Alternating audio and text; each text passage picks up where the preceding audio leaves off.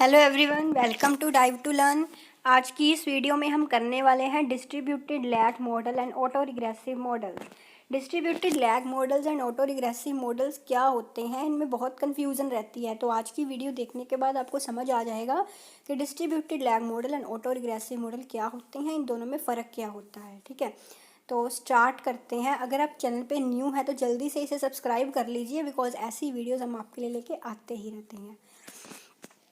सबसे पहले देखते हैं डिस्ट्रीब्यूटेड लैग मॉडल्स के बारे में। When in a regression equation current value of dependent variable depends upon the current value of independent variable and its lagged value, then such a model is known as distributed lag model. ध्यान से समझिए, जब एक regression equation में dependent variable की current variable depend करती हो independent variable की करंट वैल्यू पे और ठीक है और उसकी लैग्ड वैल्यू पे, तो ऐसे मॉडल को डिस्ट्रीब्यूटेड लैग्ड मॉडल कहते हैं। नीचे जो इक्वेशन है इससे आपको सारा कुछ अच्छे से समझ में आ जाएगा। ये इक्वेशन गौर से देखिए।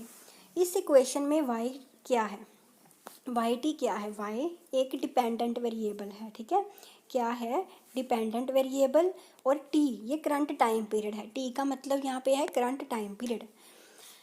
और ये डिपेंडेंट वेरिएबल जो है ये किसका फंक्शन है, एक तो इंडिपेंडेंट वेरिएबल का। ये क्या है, ये इंडिपेंडेंट वेरिएबल है।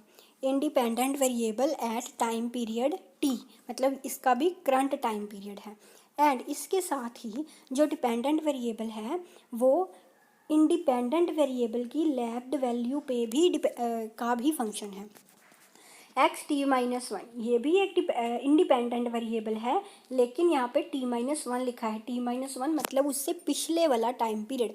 लैग्ड का मतलब क्या होता है, उससे पिछले वाला टाइम पीरियड। जैसे कि t जो था, t करंट टाइम था, एंड t-1 क्या होगा, उससे पिछले वाला टाइम, मतलब उससे पिछले वाला ईयर या उससे पिछले वाला टाइम। ठीक है, तो लैग्ड वैल्यू का मतलब होता है उससे पिछले वाला टाइम। ठीक है, इसीलिए जो डिपेंडेंट वेरिएबल है वो किस किस का फंक्शन है, इंडिपेंडेंट वेरिएबल की करंट वैल्यू का एंड इंडिपेंडेंट वेरिएबल की लैग्ड वैल्यू का। क्लियर हुई बात। ऐसा मॉडल जिसमें हमारे पास राइट साइड पे जो इंडिपेंडेंट वेरिएबल है उसकी करंट वैल्यू भी हो एंड उसकी लैग्ड वैल्यू भी हो, ऐसे मॉडल को हम डिस्ट्रीब्यूटेड लैग्ड मॉडल कहते हैं। अब बात करते हैं ऑटो रिग्रेसिव मॉडल की।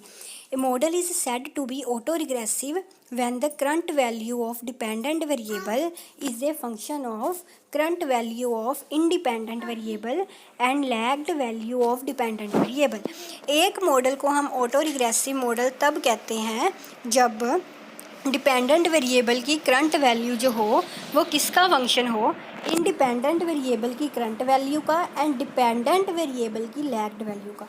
बस यही छोटा सा फ़र्क है distributed lagged model and auto regressive model में।